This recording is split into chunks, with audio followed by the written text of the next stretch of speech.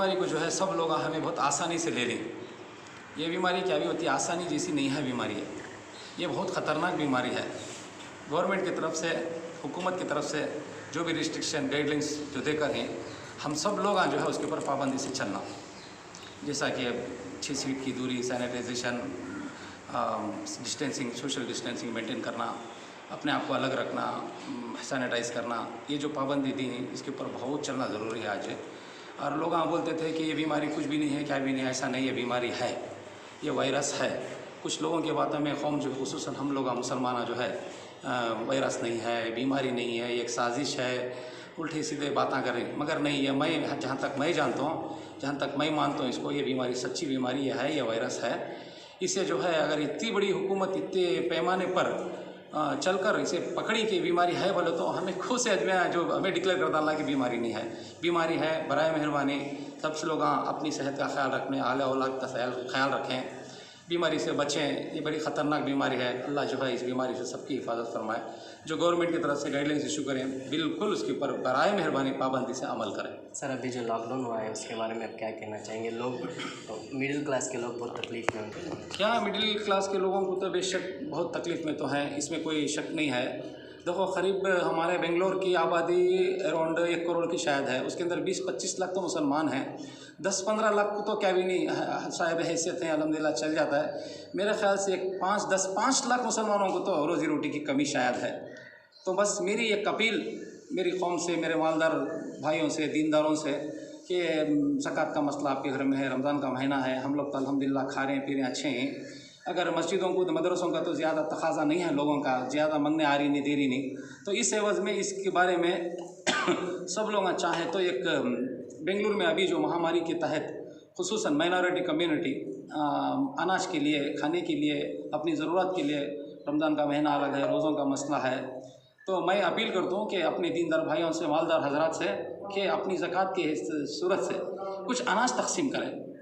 तो अनाज तकसीम करें। हम लोगों में भी 100 के पैक आए हैं इधर, अभी 400 बन रहे हैं, ऑलरेडी 500 का हमारा टारगेट है। मैं एक छोटा सा ताजिर हूँ, मेरी हैसियत जितनी है उतना मैं कर रहा हूँ। मोस्ट प्रॉब्ली 500 के करीब हम लोग बैग दे रहे हैं।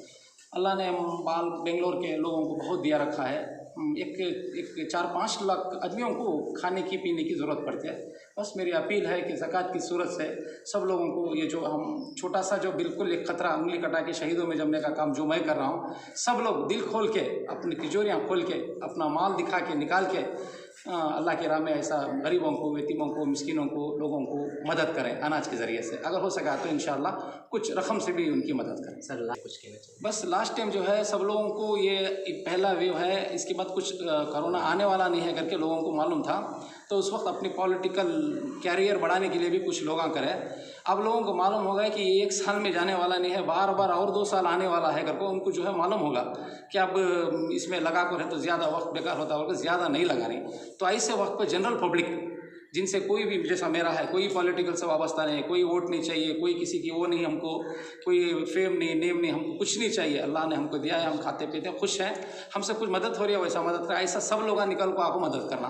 पॉलिटिशियन तो मोस्टली अब नहीं कर रहे, उनको मालूम होगा कि उनका काम नहीं है करना। सर, हॉस्पिटल ऐसा कर रहे हैं। ऐसे ही बहुत से संस्थाएं हैं, NGOs हैं, उन लोगों से अपील है हमारी कि जाएँ हॉस्पिटल में, देखें, ऑक्सीजन सिलेंडर का मसला है, उसको ज़रूरत को पूरी करें, और जो है ज़रूरत पूरी करें ऑक्सीजन का, बेडों का भी मसला है, डॉक्टर्स का है, दवाइयों का है, जितना हो सके उतना कौम की, मिलत की, सबको, सब पूरी ज़ातों को, सबको मदद करें, जिसमें अजर मिलता है। आउट ऑफ कंट्री वाले भी हमको सपोर्ट करें, उनके बारे में कुछ? बस उनका शुक्र है कि उन्होंने हमारी तकलीफ़ को, हमारी मुसीबत को, हमारी परेशानियों को जानकर उनकी तरफ से ताउन आ रहा है। बड़ी खुशी की बात, अल्हम्दुलिल्लाह। अल्लाह इसका उसको, उन लोगों को अजर दे। सर, में तो हम लोग ये 100 पैक होकर आए हैं और 400 का हमने ऑर्डर दिया है, वो पैक हो रहे हैं। मोस्ट प्रोबेबली 2-4 दिन में वो भी आ जाती हैं। वो ये सब मिला के 500 बैग, हमारी कितनी ताकत है उतना दे जाए। 4-5 बैग में क्या वैरायटी है सर? हाँ, एक बैग में 5 kg चावल है, 3 kg आटा है, 2 kg शक्कर है, 1 kg दाल है, बाद में जो है एक आधा kg सेवियाँ हैं, गरम मसाला है, नमक, लाल मिर्ची मसाला। वो महीना चल गया। एक फैमिली 15 दिन तक आराम से चला सकती है। वो हिसाब से 6 में एक बैग बना कर, अराउंड 13 किलो की एक बैग है हमारी। बेंगलुरु चाहिए। बस वही अपील करना चाहता हूँ कि ये कोरोना जो कोविड-19 बीमारी पेंडेमिक जो वबा फैली है, ये बहुत डेंजरस है। अपनी जान की हिफाजत करें, अपने बच्चों की हिफाजत करें, अपने घरों में रहें, बाहर बेखसूर बेकार मत जाइए, अपने घरों में रहें।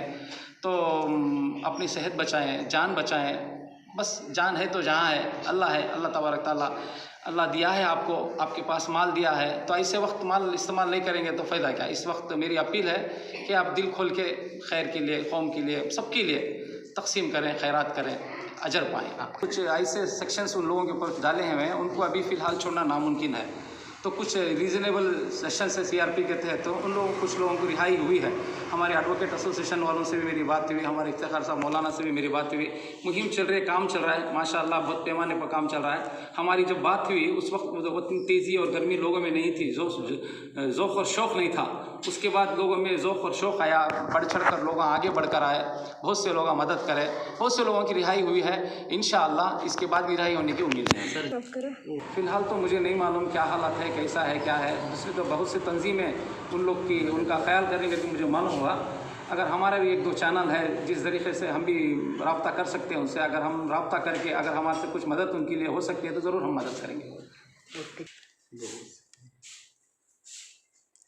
तो जैसा ये वबा के बारे में आप बोल रहे हैं, तो ये वबा जो है मामूली वबा नहीं है। मिसाल के तौर पर मेरे एक रिश्तेदारों में मेरे एक दामाद के फूफा और फूफी, ये फूफा की तबीयत ख़राब हो गई थी, पॉजिटिव आया उनका। जैसा ही उनको एडमिट करे तो थोड़े दिन के बाद जो है वो वायरस जो है उनके अहलिया को आ गया, तो फूफा का इंतकाल हो गया। अहलिया बीमार थी, अहलिया बीमारी है, अहलिया को देखने के लिए उनकी बेटी आई थी, एक 35-36 साल की लड़की, उसको भी इन्फेक्टेड हो गया। तो वो बेचारी वो भी परेशान थी।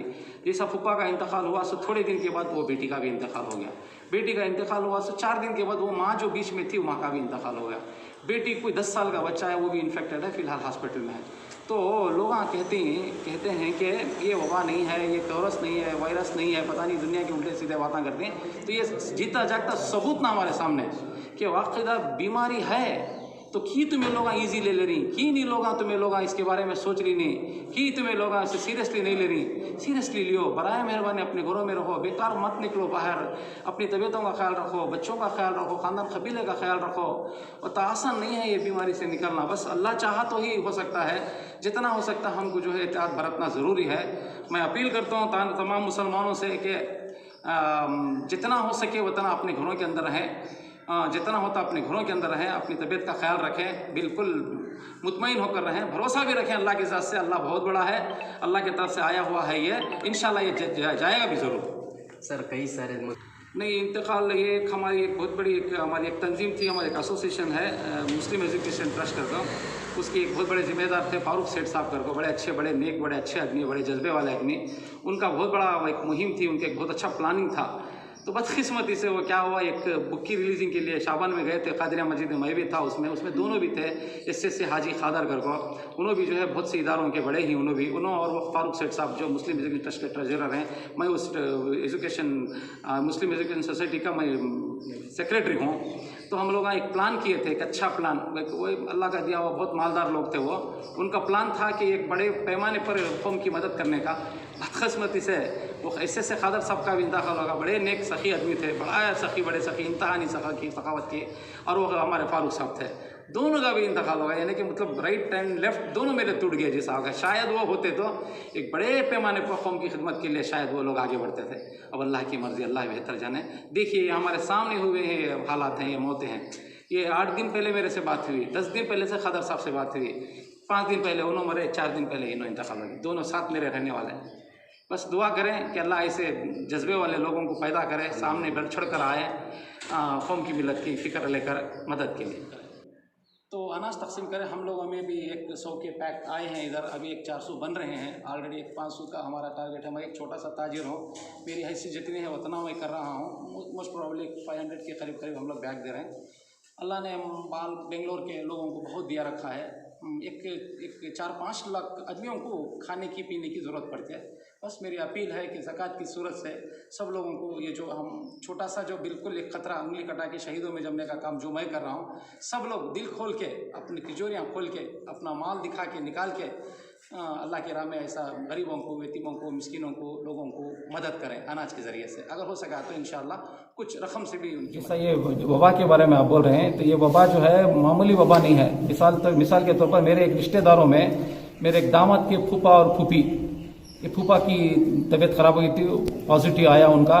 जैसा ही उनको एडमिट करे तो थोड़े दिन के बाद जो है वो वायरस जो है उनकी अहलिया को आ गया, तो फूफा का इंतकाल हो गया। अहलिया बीमार थी, अहलिया बीमारी है, अहलिया को देखने के लिए उनकी बेटी आई थी, एक 35-36 साल की लड़की, उसको भी इन्फेक्टेड हो गया। तो वो बेचारी वो भी परेशान थी। जैसा फूफा का इंतकाल हुआ तो थोड़े दिन के बाद वो बेटी का भी इंतकाल हो गया। बेटी का इंतकाल हुआ तो 4 दिन के बाद वो माँ जो बीच में थी, माँ का भी इंतकाल हो गया। बेटी कोई 10 साल का बच्चा है, वो भी इन्फेक्टेड है, फिलहाल हॉस्पिटल में है। तो लोग कहते हैं कि ये वबा नहीं है, ये चौरस नहीं है, वायरस नहीं है, पता नहीं दुनिया के उल्टे सीधे बातें करते हैं। तो ये जीता जागता सबूत ना हमारे सामने कि वाकई बीमारी है, तो की तुम्हें लोग इजी ले रही, की नहीं लोग तुम्हें लोग इसके बारे में सोच रही नहीं, की तुम्हें लोग इसे सीरियसली नहीं ले रही। सीरियसली लियो, बराए मेहरबानी अपने घरों में रहो, बेकार मत निकलो बाहर, अपनी तबीयतों का ख्याल रखो, बच्चों का ख्याल रखो, खानदान कबीले का ख्याल रखो। और तो आसान नहीं है ये बीमारी से निकलना, बस अल्लाह चाहा तो ही हो सकता है। जितना हो सकता हमको जो है एहतियात बरतना जरूरी है। मैं अपील करता हूँ तमाम मुसलमानों से कि जितना हो सके उतना अपने घरों के अंदर रहें, जितना होता अपने घरों के अंदर रहें, अपनी तबीयत का ख्याल रखें, बिल्कुल मुतमईन होकर रहें, भरोसा भी रखें अल्लाह के साथ से। अल्लाह बहुत बड़ा है, अल्लाह की तरफ से आया हुआ है ये, इंशाल्लाह ये जाएगा भी जरूर। सर कई सारे मुस्लिम तंजीमें जो इंतकाल हो रहे हैं उनको जाके सपोर्ट करें, उनके बारे में कुछ कहना? नहीं, इंतकाल ये हमारी एक बहुत बड़ी हमारी एक तंजीम थी, हमारी एक एसोसिएशन है मुस्लिम एजुकेशन ट्रस्ट करके, उसके एक बहुत बड़े जिम्मेदार थे फारूक सेठ साहब करके, बड़े अच्छे, बड़े नेक, बड़े अच्छे आदमी, बड़े जज्बे वाले आदमी। उनका बहुत बड़ा एक मुहिम थी, उनके एक बहुत अच्छा प्लानिंग था। तो बदकिस्मती से वो क्या हुआ, एक बुक की रिलीजिंग के लिए शाबान में गए थे, कादरिया मस्जिद में मैं भी था उसमें दोनों भी थे, एसएससी हाजी खादर करको, उन्होंने भी जो है बहुत सी इदारों के बड़े ही उन्होंने और वो फारूक सेठ साहब जो मुस्लिम एजुकेशन ट्रस्ट के ट्रेजरर हैं, मैं उस मुस्लिम एजुकेशन सोसाइटी का मैं सेक्रेटरी हूँ। तो हम लोग एक प्लान किए थे, एक अच्छा प्लान, तो वो अल्लाह का दिया हुआ बहुत मालदार लोग थे वो। उनका प्लान था कि एक बड़े पैमाने पर कौम की मदद करने का। बदकिस्मती से वो ऐसे खादर साहब का भी इंतकाल होगा, बड़े नेक सखी आदमी थे, बड़ा सखी, बड़े सखी, इंतहा नहीं सखावत की, और वो हमारे फारूक साहब थे, दोनों का भी इंतकाल होगा। यानी कि मतलब राइट एंड लेफ्ट दोनों मेरे टूट गए जैसा होगा। शायद वो होते तो एक बड़े पैमाने पर कौम की खिदमत के लिए शायद वो लोग आगे बढ़ते थे।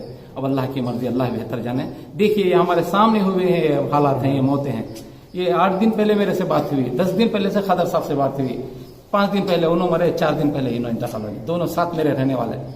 बस दुआ करें कि अल्लाह ऐसे जज्बे वाले लोगों को पैदा करे, सामने बढ़ चढ़ कर आए, कौम की मिलत की फिक्र लेकर मदद के लिए। तो बहुत सी तंजीमें उन लोग की, उनका ख्याल करने का मुझे मालूम हुआ। अगर हमारे भी 1-2 चैनल है जिस तरीके से हम भी रब्ता कर सकते हैं उनसे, अगर हम रब्ता करके अगर हमारे से कुछ मदद उनके लिए हो सकती है तो जरूर हम मदद करेंगे।